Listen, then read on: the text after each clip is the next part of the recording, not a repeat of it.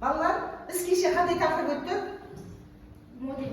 Модель және модельдеу. Сосын өлі табиғаттағы нелер?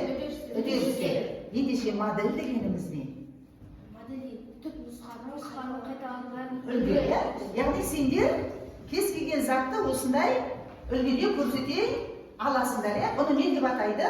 Модель деп атайды. Ал бүгін бізге бірнеше бала, бірнеше вулканның үлгісін жасап келген екен, өздері қалай жасаған екен бізге түсіндіріп берсін, айта қойып.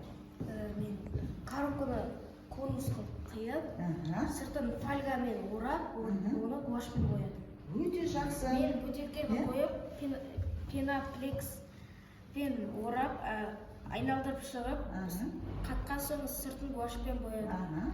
Мен кукуруздың сыртын бұлмақпен қаптап, үстін гуашьпен боядым. Менікі мақтаумен жасалған ішінде не бар андай. Тамаша. Барлық баланың да жасағандары өте жақсы шыққан, қолдарын шапқалықтанда сендерге.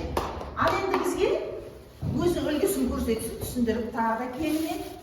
Гүлшатар. Мынау вулканның атқылауын көрсететін үлгі екен. Ас содасы.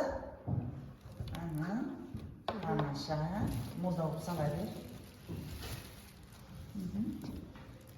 Кейбір жерлер сөздерін жауып тастайсың ғой, е? Ал. Енді мынаны қақпағын ашып көрейін. Сенмен асықпа. Күтейік сөз. Көп бәрін үйіп жіберме. Болды. Болды. Кішкене су беру керек оған, е? Атқылай ма? Көтеріп берді ма? Көтеріп берді. Ана балдарға да көрінсін.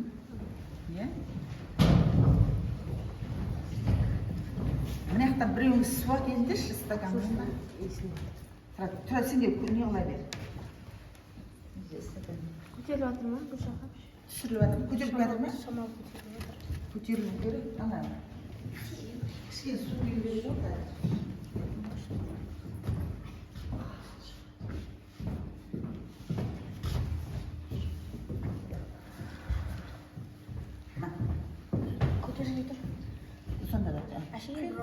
Ана пищевой ма? Аздау болды ма пищевой? Салып құйда, асалда, сосын пищевой содан тағы бір қасы салып жібер.